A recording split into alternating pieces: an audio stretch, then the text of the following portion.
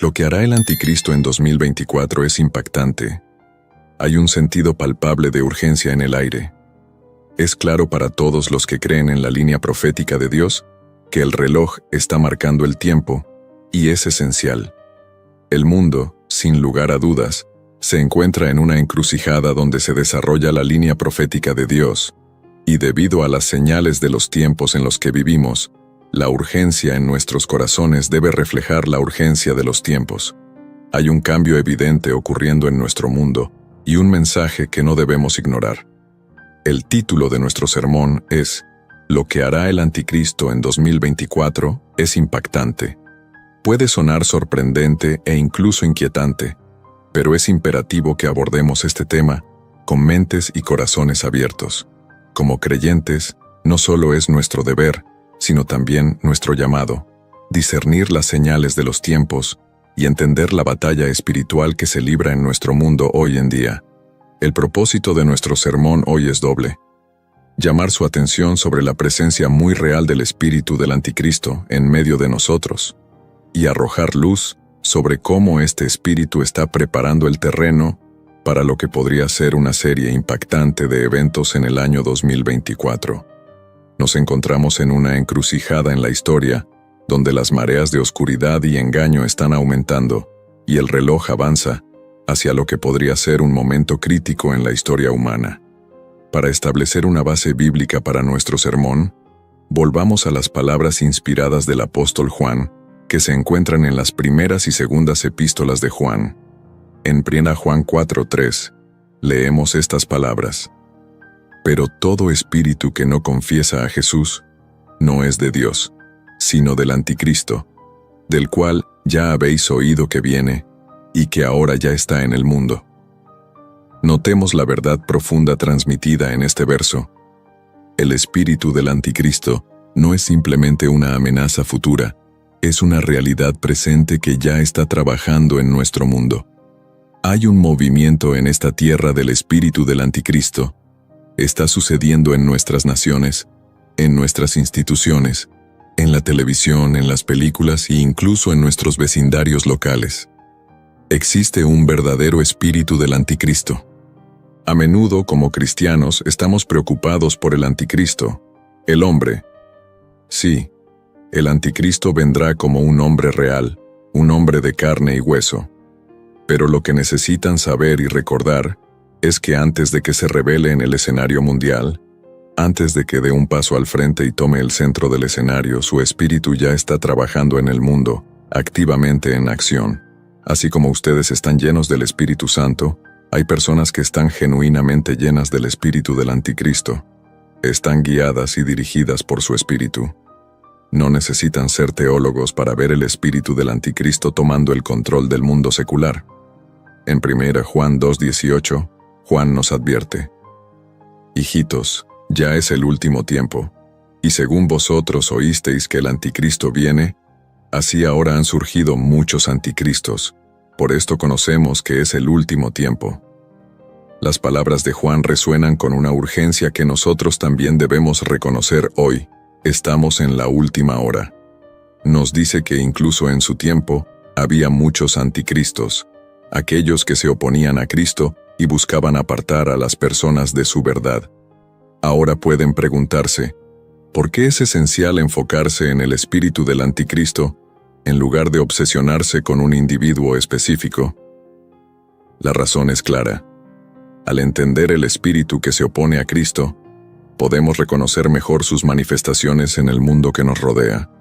Podemos discernir las señales de los tiempos no especulando sobre la identidad de una figura en particular, sino observando el aumento de la ilegalidad, el deterioro moral y el engaño que caracterizan nuestra era.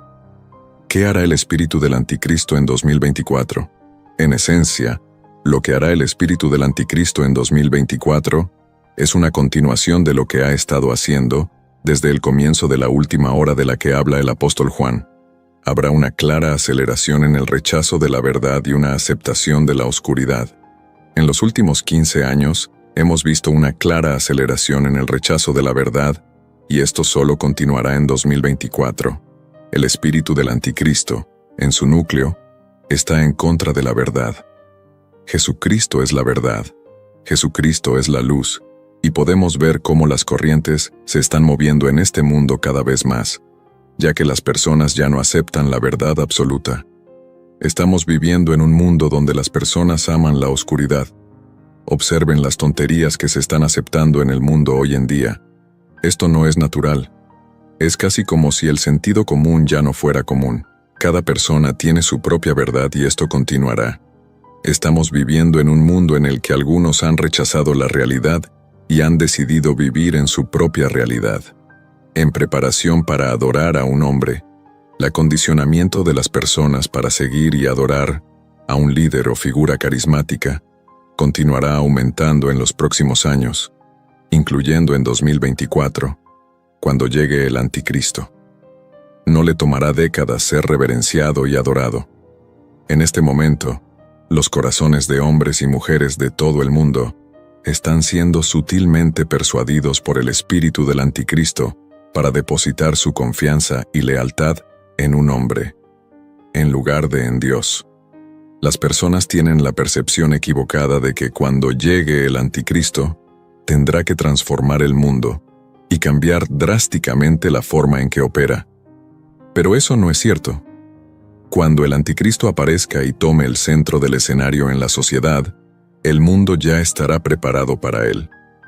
Desafortunadamente, este mismo espíritu del Anticristo está presente en muchas iglesias y entre muchos feligreses. Observen las malas conductas que ocurren en algunas iglesias.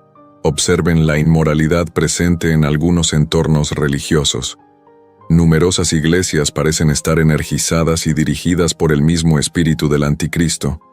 Puede ser incómodo de escuchar, pero si el Anticristo apareciera hoy y comenzara su reinado, hay iglesias que lo abrazarían. No solo lo aceptarían, sino que lo respaldarían. No solo lo respaldarían, sino que también tomarían su marca y lo adorarían. ¿Por qué? Porque están influenciados por su espíritu, que ya está activo en el mundo, allanando el camino para su aparición. Si el Anticristo estuviera aquí hoy, hay personas que conocen que lo aceptarían y aceptarían su marca. A menudo subestimamos la influencia y actividad del espíritu del Anticristo en nuestro mundo. 3. El espíritu del Anticristo acercará al mundo a la aceptación de la marca. El concepto de la marca de la bestia, como se menciona en el libro de Apocalipsis, es un recordatorio inquietante de las profundidades de engaño que el espíritu del Anticristo puede lograr. Aunque no podemos predecir la forma exacta que tomará la marca, las tendencias sociales sugieren que las personas pueden volverse cada vez más propensas a la idea de aceptar una marca o sistema que les otorgue acceso a bienes, servicios y privilegios. Esta aceptación gradual puede hacer que las personas sean más susceptibles a comprometer su fe y lealtad a Cristo por conveniencia y ganancia mundana. Apocalipsis 13, 16, 17 dice: «Y hacía que a todos, a pequeños y grandes, ricos y pobres, libres y esclavos, se les pusiese una marca en la mano derecha o en la frente, y que ninguno pudiese comprar ni vender, sino el que tuviese la marca o el nombre de la bestia, o el número de su nombre». Durante generaciones, eruditos, teólogos y santos de Dios han reflexionado sobre esta profecía, considerándola como un escenario distante en un futuro inimaginable. Sin embargo, con la velocidad del avance tecnológico y los cambios societales que estamos presenciando hoy en día, esta profecía parece menos como una visión lejana y más como una realidad inminente. La era digital ha traído consigo capacidades que solo podíamos soñar hace unas décadas. El mundo en el que vivimos hoy es completamente diferente al mundo en el que vivíamos hace 40 años. Los vehículos a través de los cuales me están escuchando ahora simplemente no existían y eran inimaginables. Tecnologías biométricas como el reconocimiento facial y de huellas dactilares se han vuelto comunes. Chips RFID y tecnologías de comunicación de campo cercano, NFC, están integrados en nuestra vida cotidiana, desde pagos sin contacto hasta entradas sin llave. Además, hay un impulso global hacia una sociedad sin dinero en efectivo, donde las monedas digitales y las transacciones en línea se están convirtiendo rápidamente en la norma. Estos desarrollos representan la infraestructura que teóricamente podría respaldar el tipo de sistema descrito en Apocalipsis 13. Además, la creciente interconexión mundial y la convergencia de los sistemas financieros globales significan que implementar un sistema universal como el descrito en la profecía es más factible ahora que nunca antes. Estamos en la última hora, damas y caballeros. Las recientes y sin precedentes eventos, especialmente en los últimos 5 años, han demostrado la capacidad del mundo para unirse y adoptar soluciones unificadas. Esta unidad, aunque prometedora en muchos aspectos, también prepara el escenario para un líder o sistema mundial singular para ejercer la influencia descrita en Apocalipsis. En esencia, aunque no podemos afirmar definitivamente que estemos al borde de presenciar el cumplimiento de Apocalipsis 13, 16, 17, las piezas del rompecabezas están claramente sobre la mesa. El mundo nunca ha estado tan preparado tecnológica y sociopolíticamente para que estos eventos ocurran. Esto es un recordatorio sobrio de la relevancia atemporal de las antiguas profecías y la necesidad de estar vigilantes en estos tiempos cambiantes. El espíritu del anticristo en 2024 continuará trabajando hacia este objetivo. 4. El aumento del pecado y la ilegalidad en la profecía bíblica. Uno de los títulos que destaca prominentemente en la profecía bíblica es el hombre de la ilegalidad. Esta descripción proporciona información sobre el carácter y la naturaleza de una figura del fin de los tiempos que se opone fuertemente al orden divino y la ley de Dios. Este título pinta la imagen de una persona que encarna el caos, la rebelión y un desprecio flagrante por la justicia. El hombre de la ilegalidad es, en muchas interpretaciones, sinónimo del anticristo, una figura que se profetiza surgirá en los últimos tiempos, guiando al mundo por el camino equivocado con su engaño y carisma. La creciente ilegalidad observada en el mundo de hoy es un testimonio de la influencia omnipresente del espíritu del anticristo a medida que las sociedades se alejan de los estándares divinos y los valores bíblicos. El espíritu que impulsa a la humanidad hacia la ilegalidad gana impulso a medida que los tiempos en que vivimos reflejan las profecías, mostrando un claro aumento en la desobediencia contra los absolutos morales y la verdad espiritual. El caos, la decadencia moral y la rebelión intensificada contra el orden divino son etapas preparatorias para la manifestación final del anticristo. A medida que avanzamos hacia 2024, la trayectoria parece clara. A medida que el espíritu del anticristo se arraiga aún más, podemos anticipar un aumento en la ilegalidad en todo el mundo. Este espíritu, ya activo e influyente, continuará socavando los límites morales, facilitando un clima propicio para el surgimiento del anticristo. Al aprovechar las vulnerabilidades sociales y capitalizar la predisposición de la humanidad hacia el pecado, el espíritu del anticristo está preparando el terreno para un futuro donde la ilegalidad no sea la excepción, sino la norma. Cuando observamos el mundo hoy en día, presenciamos un creciente alejamiento de los valores morales y éticos. Las líneas entre lo correcto y lo incorrecto parecen difuminarse a medida que las normas sociales se apartan de los principios establecidos en la palabra de Dios. En 2024, esta tendencia es probable que se intensifique, lo que llevará a un aumento en la ilegalidad que desafiará los mismos fundamentos de la sociedad civil. El espíritu del anticristo prospera en un ambiente donde prevalece el relativismo moral, lo que facilita que las personas racionalicen comportamientos que son una clara desobediencia a los mandamientos de Dios. El espíritu del anticristo no está esperando una fecha futura para hacerse conocer, ya está activo y próspero hoy.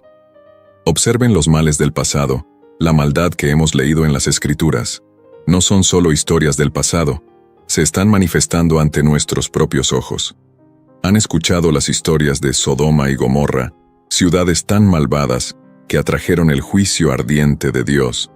Les han contado sobre los días de Noé, un tiempo tan corrupto que Dios purificó la tierra con un diluvio. ¿Y quién puede olvidar a Babilonia, la personificación del orgullo humano, la arrogancia y la desafío contra el Altísimo? Ahora, escúchenme bien. Los pecados, la maldad, las depravaciones de esos tiempos no desaparecieron en el aire. Han resucitado, se han renovado y se han vuelto a empaquetar para nuestro tiempo. El mundo moderno, mis amigos, es un crisol de cada cosa vil que alguna vez desafió a Dios. Es como si el diablo tomara un poco de cada una de esas épocas de la historia, las mezclara para crear el mundo en el que vivimos ahora. No se dejen engañar, no hemos progresado, hemos retrocedido. El pecado puede usar una máscara diferente, pero su rostro es el mismo.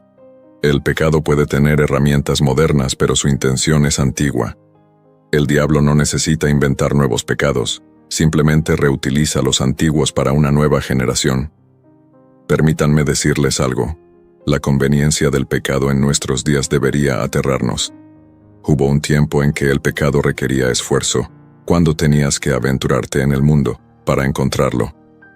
Pero ahora, el pecado lama a nuestras puertas, llega directamente a nuestros hogares, acecha en los dispositivos móviles que sostenemos en nuestras manos. Estamos en una era digital donde la maldad está a solo un clic de distancia.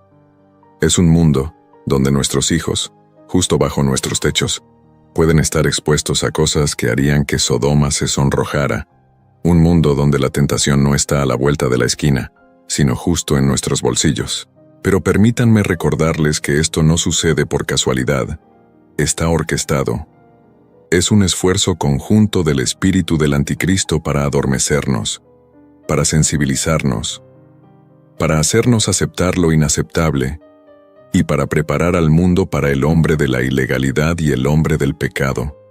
Es el plan del diablo hacer que el pecado sea tan común, tan prevalente, que ya no lo veamos por lo que realmente es: una rebelión contra un Dios santo. No estamos esperando la llegada del anticristo. Mis amigos, su espíritu ya está aquí, trabajando tras bastidores, manipulando las cuerdas, dando forma a culturas y sociedades, y haciendo que lo anormal parezca normal. Esta es la estratagema del diablo para preparar al mundo para el surgimiento eventual de su elegido. El mundo está al borde del precipicio con el espíritu del anticristo más potente que nunca. Como creyentes, debemos equiparnos con la armadura de Dios, fortalecer nuestra fe y brillar como faros de luz en la oscuridad envolvente. Los eventos de 2024, aunque inciertos en detalles, son indudablemente cruciales en la línea profética de Dios. Seamos diligentes, no solo espectadores, sino guerreros activos por Cristo, manteniéndonos firmes contra la marea engañosa y anunciando el reino de Dios. El momento de prepararse y actuar es ahora, porque la hora está realmente avanzada. Evento profético número 1. El rapto de la Iglesia. Para abordar estas 10 profecías, adoptaremos el enfoque pretribulacionista del rapto. El rapto, según la escatología cristiana, es un evento crucial en el cual Jesucristo llamará milagrosamente a todos los cristianos, tanto vivos como muertos, para unirse a Él. Todos los creyentes son transformados instantáneamente y se les otorgan cuerpos glorificados e imperecederos. Este evento repentino ocurrirá en un abrir y cerrar de ojos. Este maravilloso evento incluye la resurrección de los creyentes fallecidos y la transformación de aquellos que están vivos. Este evento marca un momento significativo en el cumplimiento de las promesas de Dios y es un tema de gran interés y debate entre los creyentes. Central para comprender el rapto es la creencia de que ocurrirá antes de la tribulación, un período de gran tumulto y dificultades en la tierra, según se describe en la Biblia. Esta perspectiva, conocida como el enfoque pretribulacionista, sostiene que los creyentes serán librados de la tribulación al ser llevados para estar con Cristo antes de que estos eventos se desarrollen. El concepto del rapto está notablemente respaldado por pasajes en el Nuevo Testamento. En 1 Tesalonicenses 4:16-17, el apóstol Pablo proporciona una vívida descripción. Porque el Señor mismo descenderá del cielo con voz de mando, con voz de arcángel y con trompeta de Dios. y los muertos en Cristo resucitarán primero. Luego nosotros, los que estemos vivos y que hayamos quedado, seremos arrebatados juntamente con ellos en las nubes para recibir al Señor en el aire. Y así estaremos siempre con el Señor. Este pasaje enfatiza que el rapto será un evento divino y milagroso, iniciado personalmente por el Señor mismo, no por un ángel ni por ningún otro ser. Significa una intervención directa de Cristo en los asuntos del mundo. Además, el pasaje tranquiliza a los creyentes de que aquellos que han muerto en Cristo no serán olvidados ni dejados atrás. Serán los primeros en resucitar, subrayando el papel integral de la resurrección en el rapto. Esta resurrección no es solo un despertar espiritual, sino que implica una transformación del cuerpo físico que refleja el poder y la gloria de la propia resurrección de Cristo. Para los creyentes, el rapto es una fuente de esperanza y aliento. Es un recordatorio de la victoria final de Cristo y de la vida eterna prometida a aquellos que confían en Él. Sin embargo, el momento exacto del rapto sigue siendo un misterio. Mientras que la perspectiva pretribulacionista del rapto, como se describe en el texto de 1 Tesalonicenses 4, 16, 18, es una creencia ampliamente aceptada entre muchos cristianos. Es importante reconocer que hay otras perspectivas dentro de la escatología cristiana, comprendiendo estas opiniones divergentes. Destaca la diversidad de interpretación dentro de la fe cristiana. Otras opiniones notables incluyen el rapto post-tribulación, que sostiene que los cristianos pasarán por la tribulación y serán arrebatados al final. El rapto en la mitad de la tribulación, cuyos defensores creen que ocurrirá en el punto medio de la tribulación, y el rapto pre-ira, que sugiere que ocurrirá entre el punto medio de la tribulación y antes de que se derrame la ira de Dios en las etapas posteriores. El amilenarismo y el postmilenarismo tienen diferentes entendimientos del milenio y la secuencia de eventos del fin de los tiempos, con menos énfasis en un evento de rapto como se concibe típicamente en el pretribulacionismo. Una señal reveladora de un cristiano inmaduro es aquel que cree que solo las personas cuya teología coincide al 1% con la suya irán al cielo. La verdad es que en el cielo habrá personas cuya teología no coincida al 100% con la tuya. Es vital que los cristianos reconozcan que la escatología, al igual que muchos temas teológicos, es compleja y multifacética. En el cielo, podemos esperar encontrarnos con creyentes de diversas denominaciones y antecedentes con diferentes comprensiones teológicas. Es crucial no permitir que estas diferencias conduzcan a la división o hostilidad entre los creyentes. En cambio, nuestro amor compartido por el Señor Jesucristo debería unirnos. Evento profético número 2, la construcción del tercer templo. La historia avanza en una línea. Hubo un comienzo y habrá un final. Dios tiene la historia en una línea de tiempo, como atestigua la Biblia. Nos asegura que nos movemos a lo largo de una línea de tiempo de eventos proféticos programados. Dentro de esta línea de tiempo y en las Escrituras, especialmente en la escatología cristiana, una y otra vez vemos aparecer un templo. Este templo se convierte en un jugador central en la narrativa de los últimos tiempos, un punto focal de anticipación y advertencia. Los textos proféticos señalan un momento en el que el templo volverá a estar en pie en Jerusalén, sirviendo como cumplimiento de la profecía y catalizador de eventos que se desarrollan. La reaparición del templo en los últimos tiempos no es una mera recurrencia histórica, es una cita divina, un momento crucial en el plan redentor de Dios.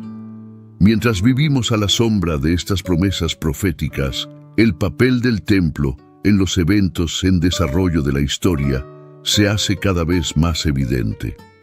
Según la escatología cristiana, y basándose en las creencias judías tradicionales y las referencias bíblicas, se espera que el tercer templo sea construido en el Monte del Templo, en Jerusalén. El Monte del Templo es un sitio de profundo significado religioso para cristianos y judíos.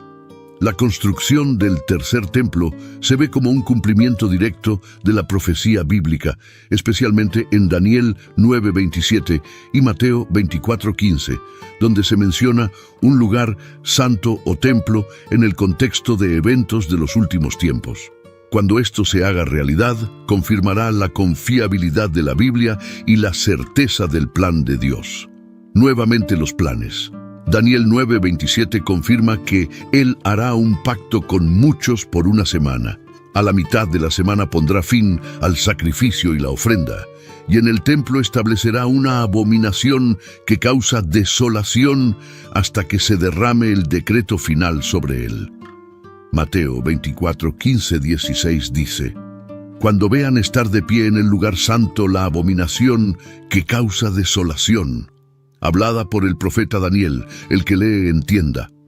Entonces los que estén en Judea huyan a los montes. 2 Tesalonicenses 2:4 señala que Él se opondrá y se ensalzará sobre todo lo que se llama Dios o es adorado, colocándose en el templo de Dios, proclamándose a sí mismo como Dios.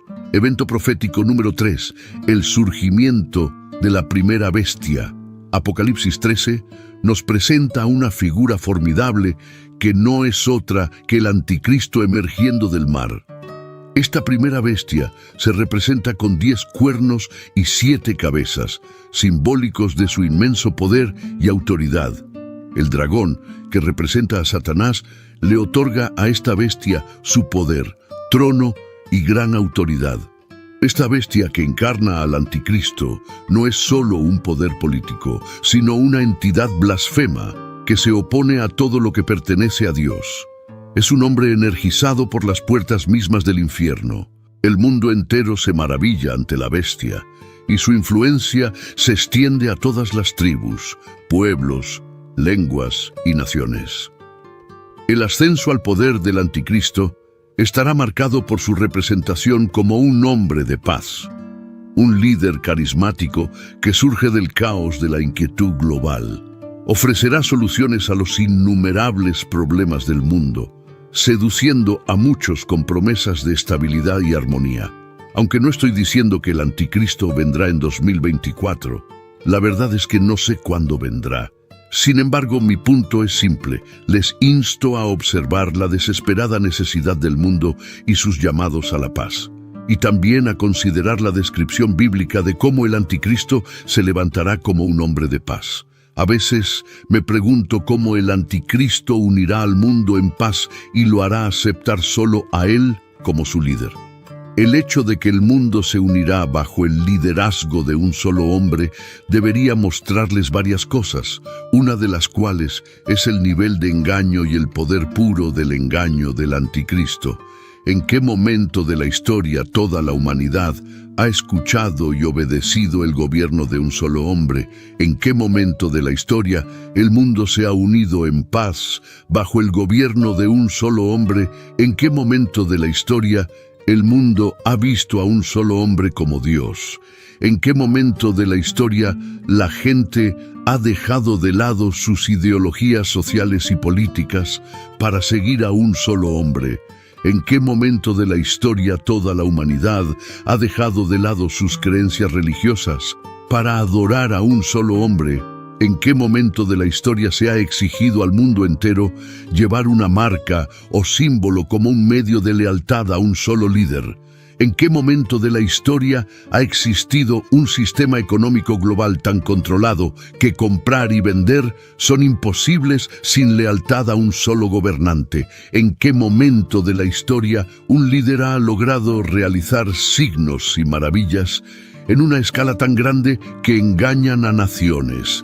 ¿En qué momento de la historia una sola figura política ha logrado negociar la paz en el Medio Oriente, especialmente entre Israel y sus vecinos? ¿En qué momento de la historia un líder ha surgido con tal carisma y autoridad que su gobierno es aceptado en diversas y a menudo conflictivas fronteras culturales?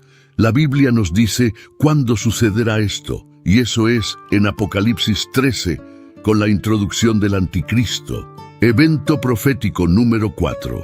El surgimiento de la segunda bestia. Después de la primera, surge la segunda bestia de la tierra. Esta entidad es el falso profeta, un líder religioso que dirige a los habitantes del mundo para que adoren a la primera bestia.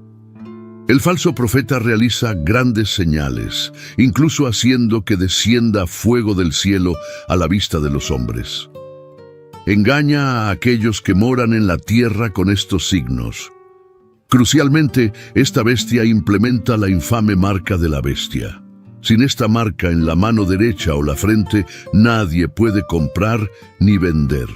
Esta marca, el nombre de la bestia o el número de su nombre, se convierte en un símbolo de lealtad al anticristo. El falso profeta, a través de maravillas engañosas y un estricto control económico, lleva al mundo a una mayor rebelión contra Dios. En estas dos bestias vemos la culminación del poder mundano y la falsa religión en el contexto de los últimos tiempos. Su surgimiento marca una escalada significativa en la batalla espiritual, preparando el escenario para la confrontación final. Entre el bien y el mal, evento profético número 5, la Gran Tribulación. La tribulación es un periodo de 7 años. Este periodo de 7 años no comienza inmediatamente después del rapto, sino que inicia después de un tratado de paz con Israel y sus vecinos, un tratado de paz negociado por la primera bestia. Esta era está marcada por el mal desenfrenado que abarca desastres naturales, guerras y enfermedades, y culmina con el anticristo en su núcleo. Sirve para alertar a la humanidad sobre el juicio inminente de Dios e incluye la aparición de 2 testigos divinos. A pesar de sus horrores, será un tiempo de un despertar espiritual significativo. Se espera que ocurran varios eventos importantes, que incluyen la aparición de los 4 jinetes del Apocalipsis, que representan conquista, guerra, hambruna y muerte, el sonido de 7 trompetas, cada una señalando juicios y catástrofes diferentes. El surgimiento de Abadón o Apolión, conocido como el Destructor, quien lidera un ejército de langostas causando plagas y sufrimientos, y el derramamiento de 7 copas de la ira de Dios, resultando en destrucción adicional y plagas. Estos eventos son algunos de los muchos que caracterizan este periodo tumultuoso. Nuestro Señor Jesucristo, al hablar sobre este periodo de la gran tribulación, afirma en Mateo 24:22, «Y si aquellos días no fuesen acortados, ninguna carne sería salva, mas por causa de los escogidos, aquellos días serán acortados». En otras palabras, Jesús está diciendo que la gran tribulación será tan severa que si se permitiera que continuara indefinidamente, nadie sobreviviría. Creo que como cristianos subestimamos en gran medida la escala y veracidad de la gran tribulación. Es un tiempo que el mundo nunca ha visto, tan severo que todo el cielo permanece en silencio durante media hora. Lucas 21:26. Aborda el impacto emocional y psicológico extremo que este período tendrá en la humanidad, ya que el versículo declara: «Desfalleciendo los hombres por el temor y la expectación de las cosas que sobrevendrán en la tierra, porque las potencias de los cielos serán conmovidas». Refleja el intenso temor y aprensión que experimentará la gente en respuesta a los eventos sin precedentes y catastróficos que se desarrollarán durante la tribulación. Este miedo no se debe solo a las calamidades terrenales como guerras, plagas y desastres naturales que forman parte de la narrativa de la tribulación, sino también a las perturbaciones cósmicas. Las potencias de los cielos serán conmovidas, que simbolizan la sacudida del orden establecido de las cosas. Evento profético número 6, la abominación de la desolación durante la tribulación. Mateo 24, 15, 18 dice: Por tanto, cuando veáis la abominación desoladora de que habló el profeta Daniel en el lugar santo, el que lee, entienda. Entonces, los que estén en Judea, huyan a los montes. El que esté en la azotea, no descienda para tomar algo de su casa. Y el que esté en el campo, no vuelva atrás para tomar su capa. La abominación de la desolación, vista desde una perspectiva futurista en la profecía bíblica, particularmente en el libro de Daniel y en el Evangelio, señala un momento crítico en los eventos de los últimos tiempos. Este evento ocurre a mitad de la gran tribulación y representa un acto atroz de sacrilegio, donde el anticristo, la primera bestia que analizamos anteriormente en este sermón, se proclama a sí mismo como Dios dentro de los sagrados confines del reconstruido templo judío en Jerusalén. Este evento profetizado en Daniel 9:27 marca un punto de inflexión profundo durante el período de la tribulación. Anuncia un tiempo de persecución y sufrimiento intensificado. Este acto de profanación no es simplemente un gesto simbólico, sino una escalada tangible y significativa en la secuencia de eventos proféticos, señalando la aceleración de los últimos tiempos y el juicio inminente de Dios. Marca un momento crucial en el desarrollo de la narrativa en curso. De la profecía bíblica subraya la gravedad de los tiempos y la urgente necesidad de comprensión y preparación espiritual entre los creyentes. Evento profético número 7. La segunda venida del Señor Jesucristo. Apocalipsis 19:11 dice: Y vi el cielo abierto, y he aquí un caballo blanco, y el que lo montaba se llamaba Fiel y Verdadero, y con justicia juzga y pelea. La batalla de Armagedón, ambientada en el futuro a medida que la tribulación llega a su fin, será un conflicto tangible y significativo influenciado por fuerzas demoníacas. Los líderes mundiales reunirán sus ejércitos para un asalto integral a Jerusalén. Liderando esta ofensiva estará el Anticristo, la primera bestia. Sin embargo, este momento de crisis también marcará la segunda venida crucial de Cristo, como se detalla en Apocalipsis 19. Cristo reaparecerá no como lo hizo en su primera venida, sino como un rey triunfante y justo, juzgando y haciendo la guerra, simbolizado como un guerrero en un caballo blanco, emblema de la victoria y la rectitud moral. El regreso de Cristo significa el fin del reinado del mal. Su autoridad divina y poder contrastarán fuertemente con su papel anterior como un siervo humilde. A medida que Jesucristo desciende a la tierra liderando las fuerzas celestiales, su llegada estará marcada por su posición en el Monte de los Olivos. Este es un evento trascendental, ya que Jesús no regresa en las circunstancias humildes de su primera venida. No regresa como un bebé, ni para morir en la cruz, ni como un cordero. En cambio, regresa como el gobernante y Rey Supremo, administrando justicia de manera justa, juzgando y haciendo la guerra contra el pecado y la injusticia, cumpliendo así las antiguas promesas de redención y justicia de Dios. En la crítica batalla de Armagedón, Cristo y los ejércitos celestiales confrontarán directamente a las fuerzas del Anticristo y el falso profeta. El resultado de esta batalla será la derrota total e inequívoca de estas fuerzas del mal. Después de esta victoria, tanto el Anticristo como el falso profeta serán arrojados al lago de fuego, siendo los primeros dos individuos en ser arrojados a este lugar. Satanás, la fuente de la decepción y el mal, será restringido durante 1000 años. Después de esta victoria decisiva, Cristo establecerá su reinado por 1000 años. Este será un periodo marcado por la paz, la justicia y el gobierno divino, contrastando significativamente con el caos y la destrucción de la tribulación. Este evento no solo subraya el cumplimiento de la profecía bíblica, sino que también destaca la victoria final del bien sobre el mal, marcando el inicio del reinado de Cristo y la vindicación de la justicia divina. Evento profético número 8, el reino y reinado milenario. Jesucristo está profetizado para reinar en la tierra durante 1000 años. Un concepto respaldado firmemente por 6 menciones específicas en Apocalipsis 22:7. Este periodo, conocido como el reino milenario, promete una era transformadora de paz y justicia. Imagina un mundo bajo el gobierno de Cristo, sin miedo, sin necesidad de cerrar puertas y un entorno físico y espiritual perfecto.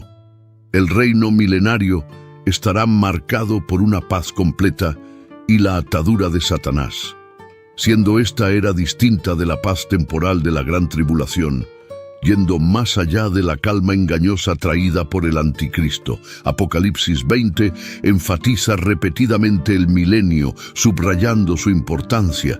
Se visualiza como una utopía práctica con Jesús reinando, llevando alegría, paz y prosperidad. Este tiempo presentará 2 grupos de personas, aquellos con cuerpos glorificados y aquellos con cuerpos terrenales naturales, sobrevivientes de la gran tribulación. A pesar de experimentar este gobierno divino, algunos se rebelarán contra Jesús después de la liberación de Satanás al final del milenio. Sin embargo, nuestro enfoque está en la gloria del reinado milenario. La visión del profeta Isaías en Isaías 11:10 ofrece una visión de este período, retratando un mundo armonioso donde enemigos naturales coexisten pacíficamente y los niños interactúan de manera segura con animales salvajes.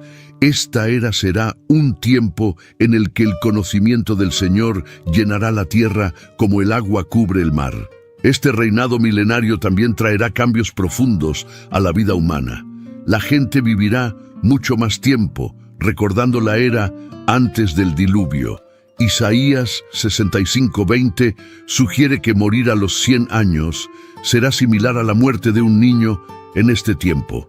Las mejoras en la salud serán tan significativas que las personas conocerán múltiples generaciones de sus descendientes, experimentando vidas largas con sus seres queridos. El reinado de Cristo promete un mundo vastamente diferente al de hoy, marcado por la longevidad, la seguridad y la alegría.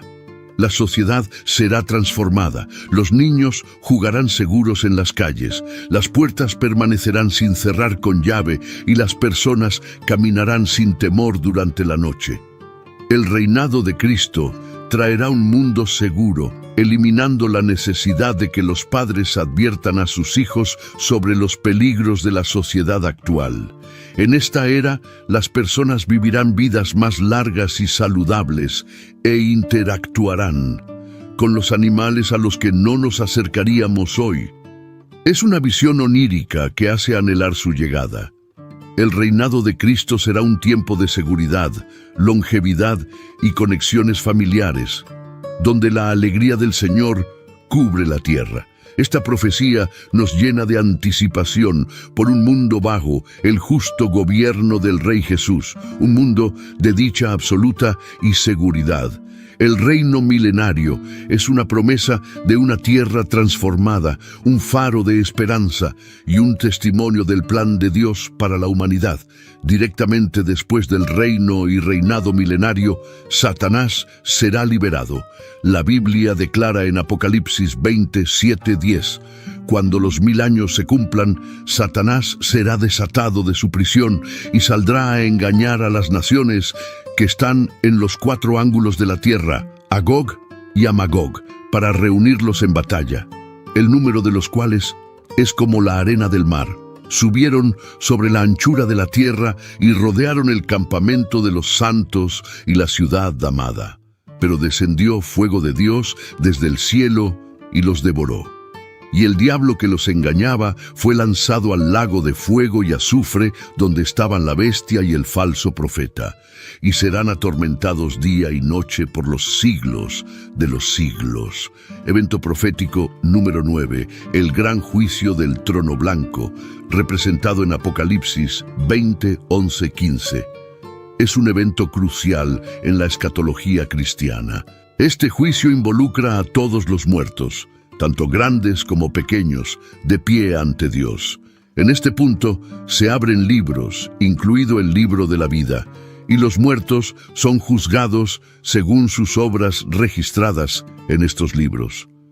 Aquellos que no se encuentren en el libro de la vida enfrentarán la segunda muerte, siendo arrojados al lago de fuego. Este evento es distinto del tribunal de Cristo, o el Bema, descrito en 2 Corintios 5:10 y Romanos 14:10, que es específicamente para los creyentes en Jesucristo. El juicio del trono blanco, en cambio, es para aquellos que no pusieron su fe en Cristo para la salvación. Es un momento de inmensa gravedad, donde cada individuo enfrenta una evaluación final de sus vidas terrenales en la eternidad, donde el tiempo no es una restricción. Este juicio podría desarrollarse potencialmente a un ritmo meticuloso, con la vida de cada persona revisada minuciosamente. Solo podemos imaginar las emociones de aquellos que están de pie ante el trono, enfrentando la totalidad de sus vidas. Podrían reflexionar sobre oportunidades perdidas para la salvación, pecados cometidos conscientemente y transgresiones secretas ahora al descubierto. La gravedad de este momento, donde cada acción y elección es escrutada, subraya la seriedad con la que se debe abordar la vida y la fe. El nuevo cielo y la nueva tierra, según Apocalipsis 21:1-4, describen una visión inspiradora de un nuevo cielo y una nueva tierra, marcando el fin del primer cielo y la primera tierra. Esta visión incluye la ciudad santa, la nueva Jerusalén, descendiendo hermosamente como una novia preparada para su esposo. El pasaje destaca de manera enfática la presencia íntima de Dios con la humanidad, resaltando la profunda cercanía que experimentaremos con Dios en esta nueva realidad. Este evento evoca emociones indescriptibles al presenciar el magnífico descenso de la ciudad santa. El entorno extraordinario estará lleno de colores nunca antes vistos y materiales desconocidos, junto con seres notables. Se nos recuerda de las criaturas vivientes en Ezequiel con 4 caras y cuerpos cubiertos de ojos, representando un vistazo a las maravillas celestiales que podríamos encontrar. Esta nueva existencia implica un cambio transformador para nosotros también. Evolucionaremos de mortales a inmortales, experimentando una transición de lo corruptible a lo incorruptible. Este cambio es esencial, ya que nuestros cuerpos actuales, afectados por el pecado, no pueden resistir la gloria de Dios en el cielo. Veremos a nuestros seres queridos en perfecta salud, libres de enfermedad. La idea de presenciar a seres queridos en bienestar eterno, especialmente después de verlos sufrir en la tierra, brinda un inmenso consuelo y alegría. Nuestros nuevos cuerpos nos permitirán resistir la presencia de Dios. En Éxodo 33, 18, 23, Moisés no pudo ver el rostro de Dios y vivir, pero en el cielo veremos a Dios cara a cara. La escena estará llena de querubines, serafines e innumerables ángeles proclamando la santidad de Dios. En el cielo obtendremos una comprensión completa de la guía de Dios en nuestras vidas terrenales. Veremos cómo nos apartó del daño y las malas decisiones y nos bendijo más allá de nuestra comprensión. Esta percepción profundizará nuestra apreciación por la constante compañía y provisión de Dios. El descenso de la Nueva Jerusalén marca nuestros últimos momentos antes de entrar en la eternidad, un tiempo de paz incomparable. Esta paz contrasta fuertemente con las luchas y la ansiedad de nuestro mundo actual. En el cielo cada día superará el mejor día en la tierra, ofreciendo gozo, amor y paz ilimitados. Esta dicha eterna es una clara separación de las alegrías y tristezas temporales de la vida terrenal.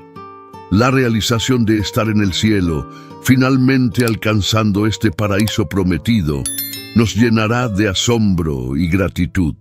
Pensaremos, estoy aquí, lo he logrado, abrumados por la belleza y perfección de nuestro hogar eterno.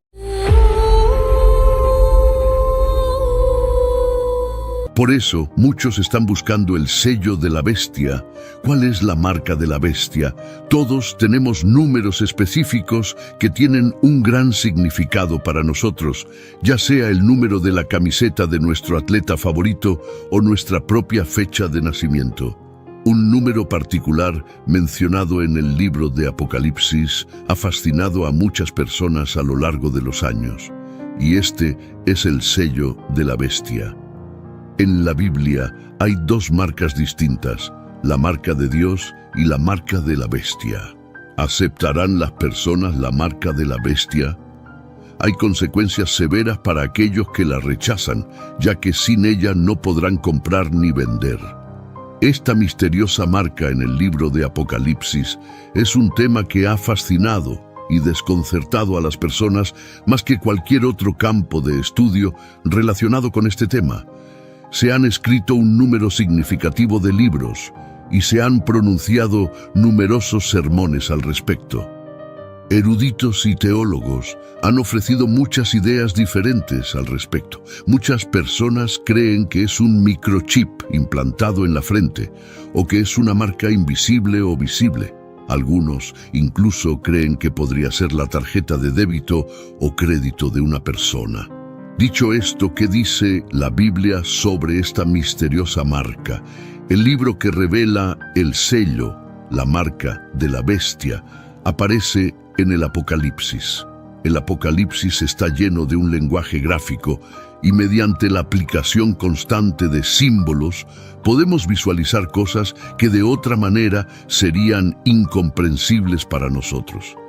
Se debe enfatizar fuertemente que esto está destinado a ayudar a nuestra comprensión, no a obstaculizarla. Muchas personas han utilizado el aspecto muy simbólico del libro del Apocalipsis para ignorar o incluso desconsiderar su orientación, como si los símbolos fueran demasiado ambiguos para transmitir un mensaje claro. Esto no es en absoluto el caso, como se hace abundantemente claro cuando se organizan en las siguientes 4 categorías. Algunos son obvios en su significado. El dragón o serpiente es el diablo, el lago de fuego es el infierno, el gran trono blanco es el asiento de juicio del Señor. Algunos se explican en el contexto. Las estrellas son ángeles, los candelabros son iglesias, los sellos, las trompetas y las copas son desastres. ¿En qué periodo de tiempo ocurre esto? Este evento ocurre después de las 2 destacadas acciones de juicio de Dios, los 6 sellos y las 6 trompetas han concluido.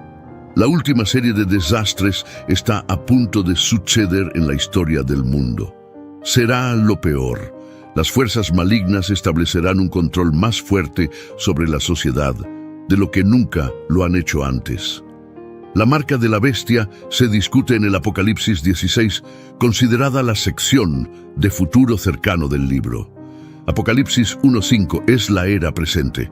Apocalipsis 6:16 es el futuro cercano y Apocalipsis 20:22 es el futuro lejano. La marca de la bestia aparece en el futuro cercano. ¿Qué o quién es la bestia del Apocalipsis? La marca de la bestia se llama así porque es creada por un hombre al que se le conoce como la bestia en el libro del Apocalipsis.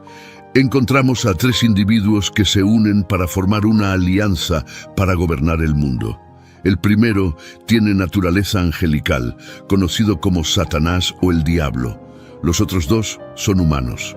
En origen y naturaleza, las bestias, también conocidas como el anticristo y el falso profeta, forman juntas una especie de trinidad impía en una imitación macabra de Dios, Cristo y el Espíritu Santo. En el capítulo 13, las dos bestias hacen su aparición. La primera y más importante es una figura política, un dictador mundial que ejerce un gobierno dictatorial sobre todos los grupos conocidos. Él es el anticristo, el hombre de la iniquidad, que no reconoce ninguna ley superior que no sea su propia voluntad. El término anticristo proviene de la palabra griega antikristos, donde anti significa contra o en lugar de, y Christos significa Cristo. En esencia, el anticristo denota a alguien o algo que se opone o actúa en lugar de Cristo.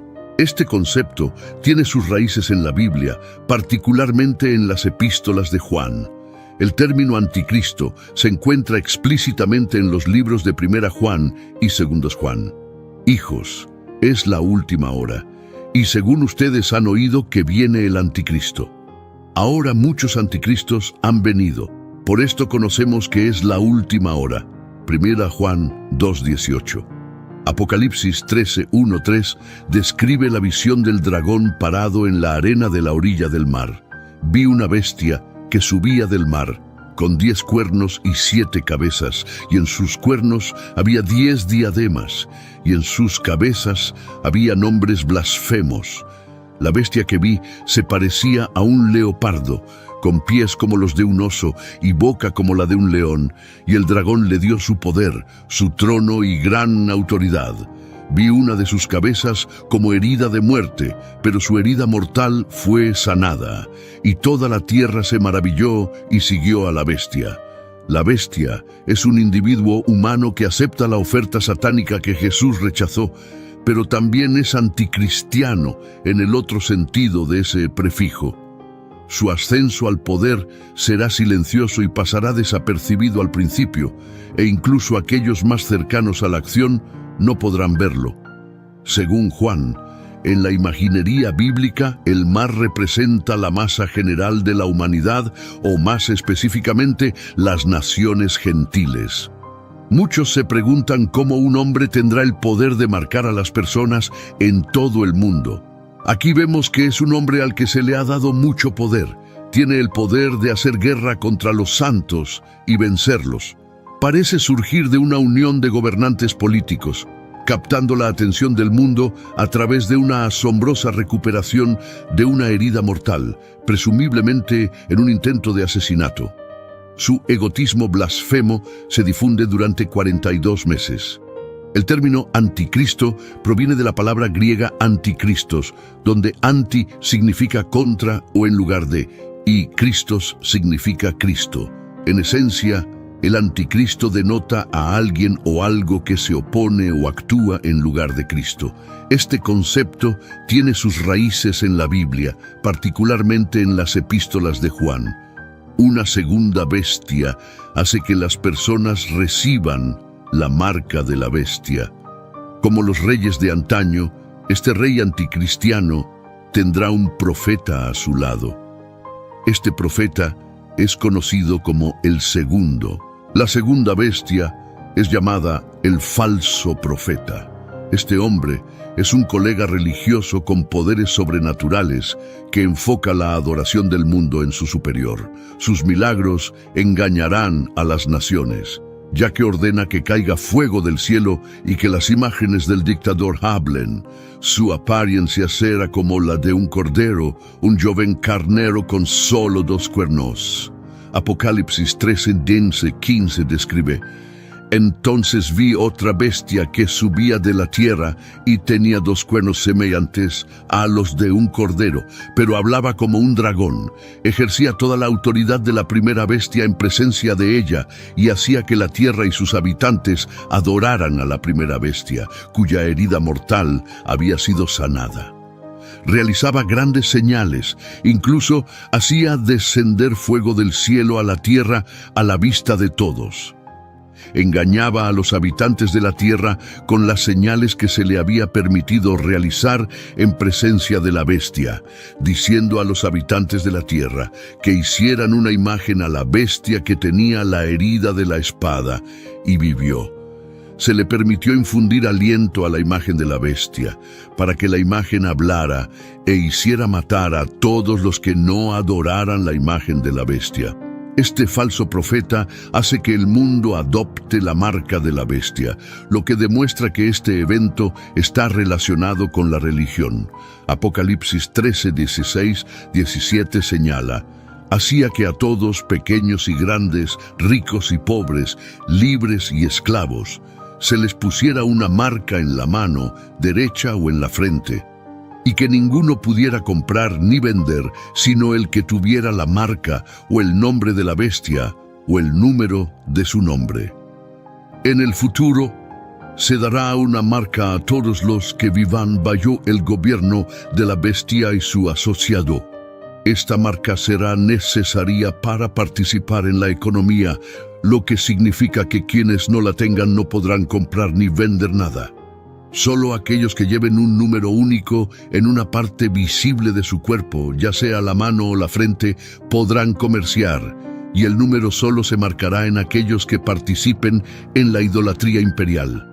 La idea de una marca física necesaria para comprar o vender no es imposible y podría ser práctica.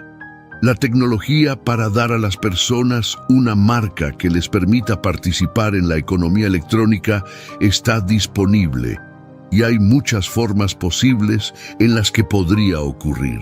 Programas de este tipo se proponen y estudian continuamente. El número de la bestia, 666, se presenta en Apocalipsis 13:18 como una clave para la identidad del último dictador mundial antes de que Jesús reine por 1000 años. El uso de números como símbolos es generalizado en el libro de Apocalipsis, que contiene muchos 7, incluyendo estrellas, candelabros, lámparas, sellos, trompetas y copas. El 666, al ser la cifra redonda de la Biblia, la cifra completa y perfecta, es la que llama la atención. Está compuesto por 6, un número que siempre alude a la incapacidad de los humanos para lograr el 7, que representa la perfección completa. Se utiliza aquí como una pista para la identidad del último dictador mundial antes de que Jesús reine por 1000 años. En latín, un milenio es significativo que 666 sea la suma de todos los números romanos, excepto 1. Sin embargo, identificarlo basándose en esta cifra será infructuoso hasta que su presencia física lo haga muy evidente. Se ha sugerido a muchas personas como candidatos para el anticristo, incluyendo a Napoleón, Stalin y otros. No hay un significado bíblico específico para la palabra marca, excepto su conexión con la bestia. El término griego kuraga se usaba generalmente para las impresiones en monedas o documentos. Se sabe que kuraga era un sello imperial del Imperio Romano, utilizado en documentos oficiales durante los primeros 2 siglos en el Nuevo Testamento. El término kuraga aparece solo 2 veces, aparece en Apocalipsis y en Hechos 17:29, que se refiere a una imagen artística. ¿Por qué la gente acepta a la bestia y su marca? El anticristo se describe como un hombre cuya apariencia era más significativa que la de sus hermanos. Será extremadamente irresistible para las masas debido a su personalidad carismática, habilidades para hablar y atractivo excepcional. El apóstol Juan añade a la cuenta de Daniel sobre las actividades blasfemas del anticristo, al afirmar que todos los vivos estarán obligados a adorarlo. El anticristo avanzará de ser un líder regional a un líder mundial, un tirano global despiadado y finalmente un dios. Cuando aparezca, la gente se agrupará a él como las moscas alrededor de la miel y harán cualquier cosa que él pida. Unirá a las naciones, como predice Daniel, y el próximo líder mundial será conocido por su elocuencia, atrayendo la atención y administración del mundo. Daniel nos dice que este orador de lengua dorada no solo hablará en términos grandilocuentes, sino que también hablará con arrogancia contra Dios. El apóstol Juan lo describe de manera similar en el libro de Apocalipsis. Y se le dio boca que hablaba grandes cosas y blasfemias, y se le dio autoridad para actuar 42 meses. Apocalipsis 13:5. ¿Quiénes adorarán al anticristo? Según Apocalipsis 13:8, todos los moradores de la tierra le adorarán. Según Daniel 7:25, el anticristo es un líder de culto. Hablará palabras contra el Altísimo, y a los santos del Altísimo quebrantará y cuidará de cambiar los tiempos y la ley. Hablará en contra del Dios verdadero del cielo. La terminología sugiere que intentará elevarse al nivel de Dios y hacer afirmaciones desde allí. 2 Tesalonicenses 2:4 dice que el anticristo se opone y se exalta sobre todo lo que se llama Dios o se adora, de modo que se sienta como Dios en el templo de Dios, mostrándose a sí mismo como Dios. Aceptará la adoración de la gente del mundo. ¿Es la marca de la bestia algo presente hoy? Muchas personas especulan si la marca de la bestia mencionada en Apocalipsis 13 será un tatuaje de alta tecnología o parte del plan de un multimillonario. La Biblia deja muy claro cuál es la marca y cuándo ocurrirá. En primer lugar, hay un requisito estricto de tiempo para la marca. La Escritura enseña que la marca de la bestia aparecerá en un momento y lugar específicos de la historia. Pero en este punto en el tiempo, aún no hemos llegado a ese momento o lugar.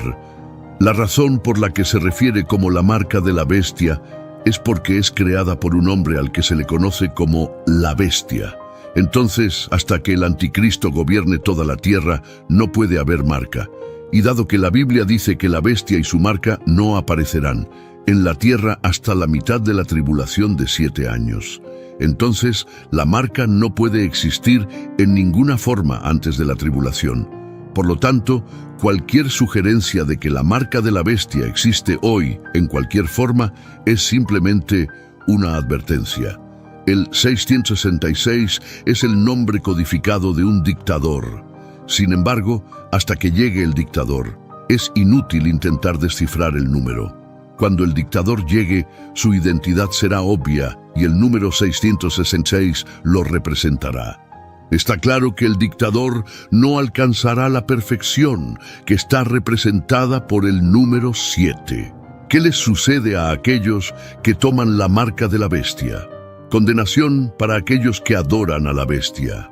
Apocalipsis, capítulo 14, 9, 11, dice: Y otro ángel, el tercer ángel, los siguió, diciendo a gran voz: Si alguno adora a la bestia y a su imagen, y recibe la marca en su frente o en su mano, él también beberá del vino de la ira de Dios, que está preparado puro en la copa de su ira, y será atormentado con fuego y azufre delante de los santos ángeles y del Cordero.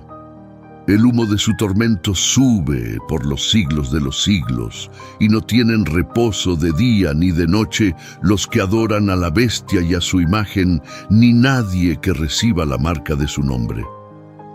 Leemos que si alguien adora a la bestia y a su imagen y recibe su marca en la frente o en la mano, como resultado de esto, se nos recuerda que hay una relación entre adorar a la bestia en su imagen y obtener la marca en la frente o en la mano.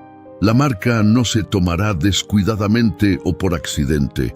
Habrá suficiente claridad con respecto a la conexión entre adorar a la bestia y tomar la marca. Aunque recibir la marca pueda parecer lo suficientemente inocente para aquellos que habitan en la tierra, es posible que en sus mentes no parezca mucho más que una simple promesa de lealtad y dedicación al anticristo y su administración. Al mismo tiempo, durante los primeros siglos del cristianismo, hacer una promesa de que César es el Señor era considerado por los antiguos paganos como un inofensivo ejercicio de obligación cívica. Leemos: Él mismo también beberá del vino de la ira de Dios, que está preparado puro en la copa de su indignación, y será atormentado con fuego y azufre delante de los santos ángeles y del Cordero. Aquellos que adoren al anticristo estarán obligados a consumir el vino que es el resultado de la ira intensa de Dios. Esta copa de la ira de Dios es comparable a un vino que no ha sido diluido. y sea sazonado con especias para hacerlo aún más potente, sin diluir y sazonado. Dios claramente no está contento con aquellos que toman la marca. Más de 13 veces en la Biblia se dice que Dios es una copa de ira, Salmo 75:8. La ira, o timos, como se conoce en griego antiguo, se simboliza con el vino en la copa. La indignación es conocida por la espuma del vino bien mezclado, y Él la vierte. Sin duda, todos los malvados de la tierra deben beber y consumir su amargura. Esta es la idea detrás de la copa que Jesús quiso evitar, si fuera posible, en Mateo 26:39. En contraste con Jesús, quien soportó voluntariamente la ira del Padre que nos correspondía, sus enemigos están obligados a beber de la copa. Leemos: el vino de la ira de Dios, la copa de su indignación, la ira o timos, como se conoce en griego antiguo, se simboliza con el vino en la copa. La indignación es conocida por la espuma del vino bien mezclado, y Él la vierte. Sin duda, todos los malvados de la tierra deben beber y consumir su amargura. Esta es la idea detrás de la copa que Jesús quiso evitar si fuera posible en Mateo 26:39. En contraste con Jesús, quien soportó voluntariamente la ira del Padre que nos correspondía, sus enemigos están obligados a beber de la copa. La palabra griega antigua ork, que significa enojo con una disposición establecida, está relacionada con la copa. La palabra típica para la ira de Dios en el Nuevo Testamento es org, que proviene del griego antiguo. Apocalipsis contiene 10 de las 11 instancias de la antigua palabra griega timos. En lugar de estallar en ira, la ira de Dios contra los pecadores es una postura constante e inquebrantable contra la maldad y el pecado. Sin embargo, en el libro de Apocalipsis se utiliza mucho más a menudo el término para la ira apasionada. Leemos: Él será atormentado con fuego y azufre, lo que demuestra que el sufrimiento encontrado en el infierno es una forma genuina de tormento, uno que es tanto agonizante como repugnante. Apocalipsis no contiene pasajes bíblicos comparables a la tendencia actual de evitar la condenación. Varias realidades significativas se revelan en este versículo con respecto al infierno y el destino eterno de aquellos que están condenados. También leemos: el humo de su tormento sube por los siglos de los siglos, y no tienen reposo de día ni de noche. Las personas que adoran al anticristo y adquieren su marca pasarán la eternidad en el infierno, donde estarán sujetas a su enojo y furia contra ellos. En este punto, la realidad del tormento eterno se hace abundantemente clara. La frase "por los siglos de los siglos" literalmente significa para siempre. Significa literalmente en los siglos de los siglos, que es la expresión más poderosa de la eternidad que el idioma griego es capaz de expresar. La marca de la bestia se verá como una mala idea cuando la copa de la ira de Dios se vierta sobre la tierra en Apocalipsis 16.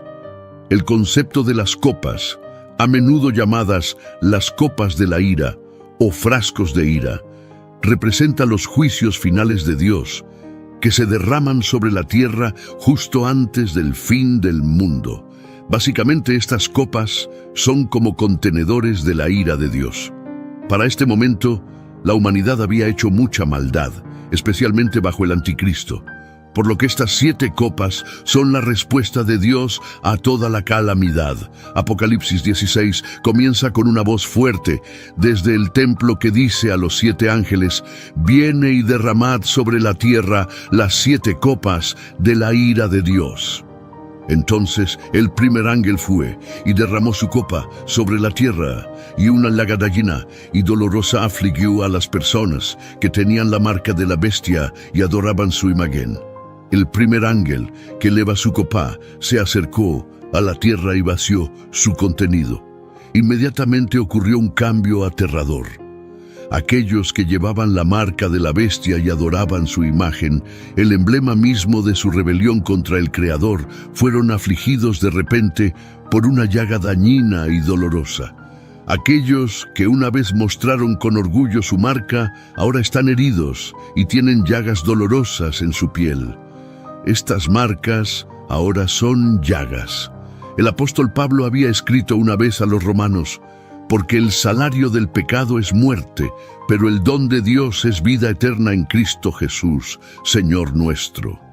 Romanos 6:23. Ahora esos salarios se estaban volviendo dolorosamente evidentes. El resto de la humanidad, al presenciar esto, tenía una elección que hacer. ¿Reconocerían esto como un signo del juicio de Dios y volverían a Él, o endurecerían sus corazones y continuarían por un camino de rebelión mientras las copas subsiguientes se derramarían? En estos tiempos, la brecha entre la luz y la oscuridad, la justicia y la maldad, se hará aún más pronunciada. Las palabras del salmista resonaban más que nunca: espantoso es caer en las manos del Dios vivo. Hebreos 10:31, haciendo referencia al Antiguo Testamento. Sin embargo, incluso en su ira, la misericordia de Dios permanecía evidente. Este juicio, al igual que las plagas de Egipto, servía como una advertencia. Los eventos descritos no buscan simplemente infundir miedo, sino destacar las profundas consecuencias de un mundo que da la espalda a su creador. En esta historia hay 7 copas que muestran la ira de Dios. Estas 7 copas son especialmente importantes porque tienen significados y predicciones profundas, un llamado al arrepentimiento. Notablemente, incluso en medio del aterrador desarrollo de estos eventos, el corazón de Dios permanece consistente, desea arrepentimiento y reconciliación. Es una revelación desgarradora de la terquedad del corazón humano que, incluso enfrentado al poder innegable y al juicio de Dios, muchos eligen la desafianza en lugar del arrepentimiento. La intención de Dios nunca es destruir por la destrucción misma. Más bien, sus juicios buscan, en parte, llevar a las personas a darse cuenta de su necesidad de Él. En esencia, las 7 copas del Apocalipsis no son solo juicios, sino mensajes. Hablan de la seriedad con la que Dios ve el pecado, su profundo deseo de que la humanidad se arrepienta y regrese a Él, y su promesa de erradicar el mal y establecer su reino eterno.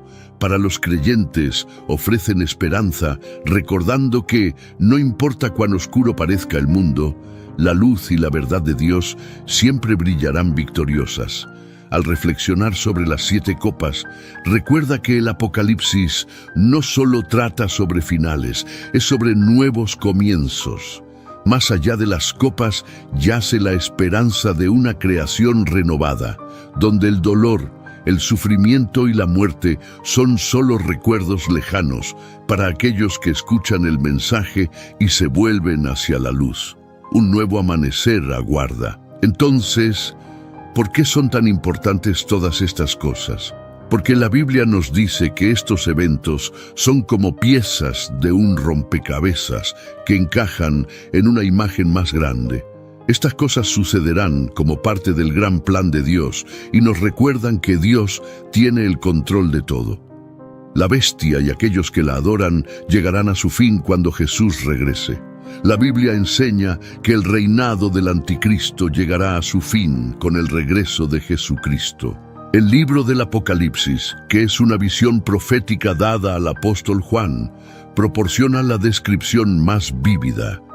En Apocalipsis 19:19-20 leemos: Vi a la bestia y a los reyes de la tierra y a sus ejércitos reunidos para hacer guerra contra el que iba montado en el caballo y contra su ejército. Y la bestia fue apresada, y con ella el falso profeta que hacía señales delante de ella, con las cuales había engañado a los que recibieron la marca de la bestia y habían adorado su imagen. Estos 2 fueron lanzados vivos en el lago de fuego que arde con azufre. La batalla de Armagedón es la risa de Dios contra la cúspide de la arrogancia humana.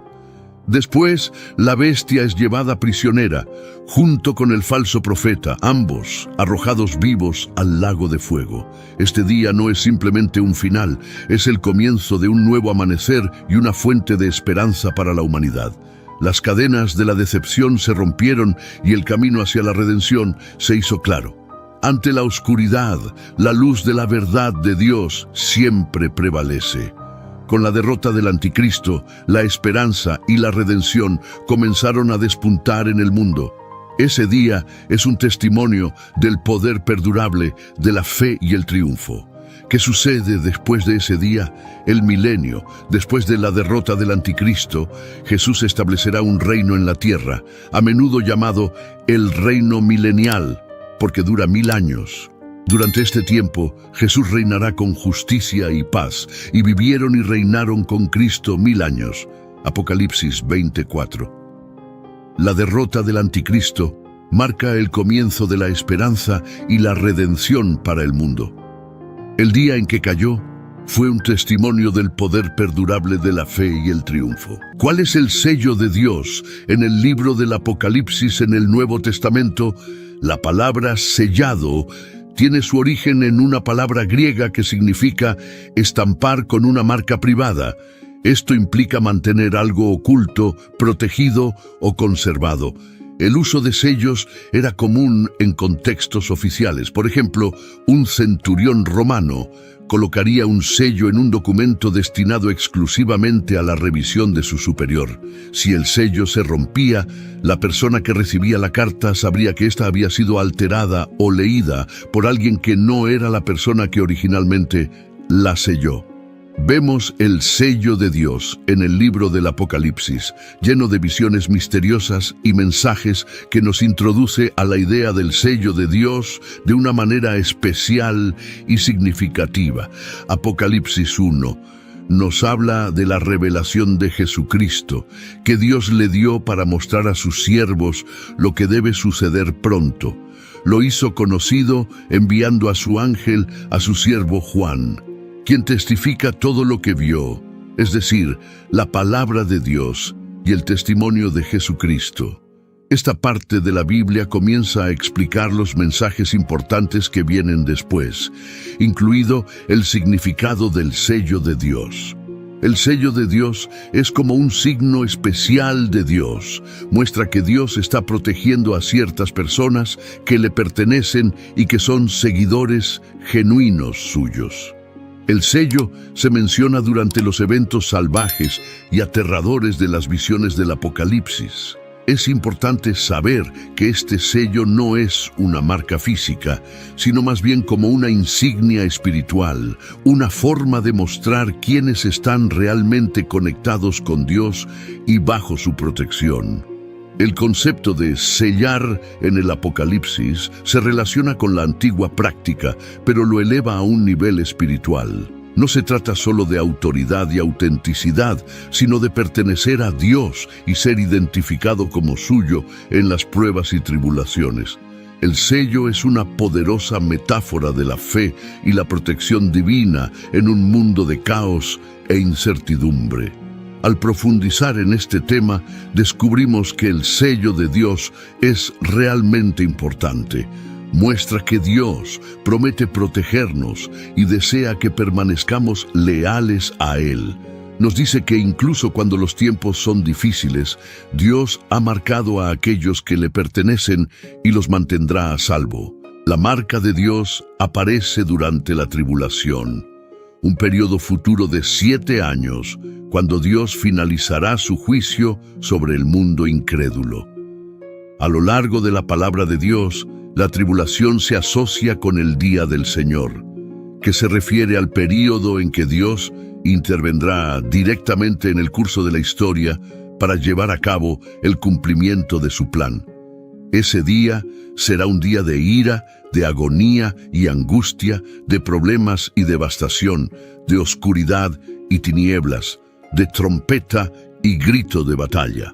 El período de tribulación se caracterizará por diversas calamidades divinas, disturbios en la esfera celestial, desastres naturales y plagas horribles.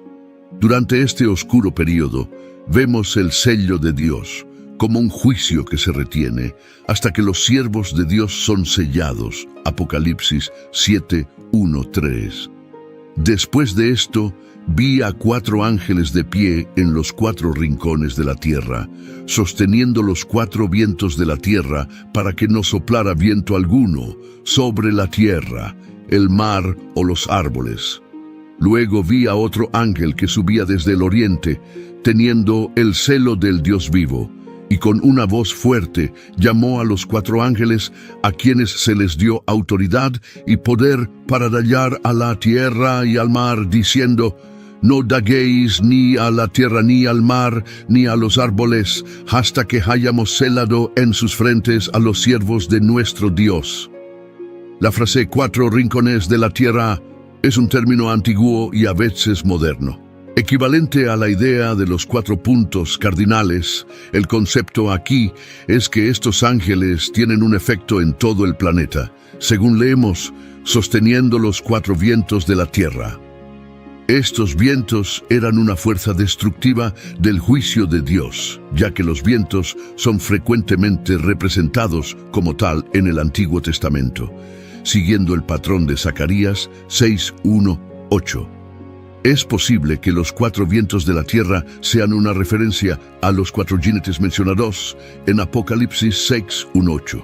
Apocalipsis 6:1-8 describe una sección en la que 4 carros, cada uno tirado por un caballo, recorren la tierra y son llamados los 4 espíritus del cielo. Otro ángel que también poseía un sello era aquel que lo ponía en el pueblo de Dios. Este tipo de sellos eran comunes en el mundo antiguo. Un rey u otra persona que poseía propiedad podía usar un sello para demostrar propiedad o autenticar documentos. Estos siervos de Dios obtendrán un celo protector en sus frentes que contendrá el nombre de Dios de alguna manera. El concepto de sellar también se ve en Efesios 1:13-14, donde se escribe: en él también vosotros, cuando oísteis la palabra de verdad, el evangelio de vuestra salvación, y habiendo creído en él, fuisteis sellados con el Espíritu Santo prometido, que es las arras de nuestra herencia hasta la redención de la posesión adquirida para alabanza de su gloria. Aquí, el sello se equipara con el Espíritu Santo dado a los creyentes como señal de su salvación y una promesa de su herencia eterna. Los 144,000 siervos sellados son una mezcla de misterio, símbolos y promesas sobre los últimos tiempos. Habla de 144,000 siervos de Dios especialmente elegidos y marcados para protección. Estos siervos provienen de las 12 tribus de Israel, y el acto de sellar, como se describe en Apocalipsis, significa una marca divina de protección y propiedad. En Apocalipsis 7:4 dice: y oí el número de los sellados, 144,000 sellados de todas las tribus de los hijos de Israel. Este proceso de sellado no es solo un marcado literal, sino que simboliza una preservación espiritual durante tiempos de tribulación. Cada una de las 12 tribus de Israel contribuye con 12,000 miembros, significando una completitud y perfección en la elección de Dios. El número 144,000 es rico en simbolismo. En la numerología bíblica, el 12 a menudo representa autoridad divina y completitud. Multiplicar las 12 tribus por 12,000 miembros de cada tribu sugiere una completitud magnificada. Además, algunos ven el total de 144,000 como simbólico en lugar de literal, representando la totalidad del pueblo de Dios, tanto judíos como gentiles, marcados como siervos fieles. El sellado de los 144,000 es un signo de la soberanía de Dios y su capacidad para preservar a sus elegidos en medio del caos y la destrucción. Esta noción ofrece consuelo a los creyentes, asegurándoles la protección de Dios y la importancia de la fidelidad. Además, elegir a 144,000 personas de las 12 tribus muestra a Dios reuniendo a su pueblo. Nos recuerda que Dios mantiene una estrecha relación con Israel. En conclusión, la narrativa de los 144,000 siervos sellados es una indicación de esperanza, seguridad y promesa divina. No se trata solo de un grupo selecto de la historia, sino de un símbolo atemporal de la protección de Dios y el triunfo final del bien sobre el mal. No se nos informa específicamente cuál es su servicio, pero los 144.000 están sellados para un propósito distintivo y especial. Sin embargo, el concepto de ser sellado en su totalidad no está restringido a ellos de ninguna manera. Jesús también recibió un sello, y el Padre en el cielo puso su propio sello en Jesús, Juan 6:27, sino por el alimento que perdura y conduce a la vida eterna, el cual el Hijo del Hombre les dará, porque Dios el Padre lo ha autorizado y ha puesto su sello sobre él. Nosotros también hemos sido sellados con el Espíritu Santo.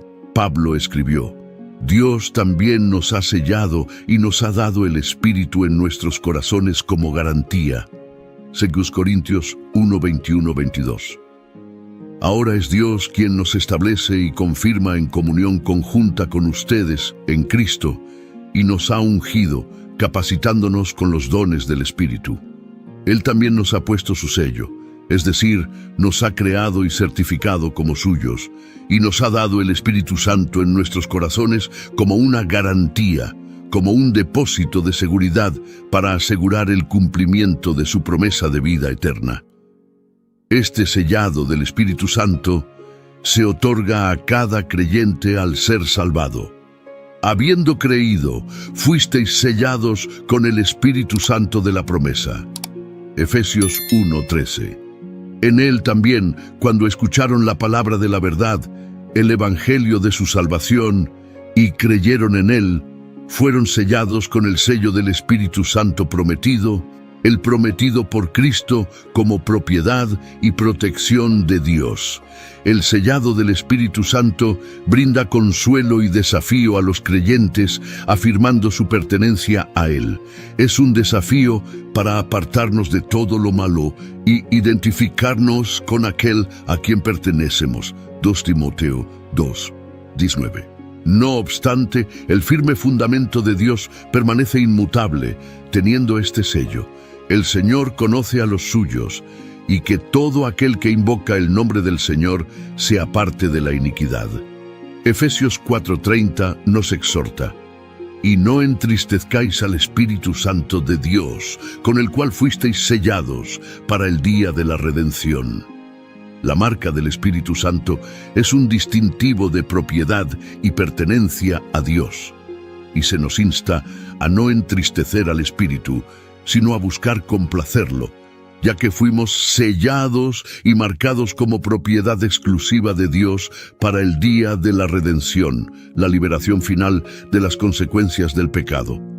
Contrastando con la marca de la bestia, el sello de Dios, y la marca de la bestia del libro del Apocalipsis, muestran una gran diferencia entre el bien y el mal, y entre el poder de Dios y el poder del mundo.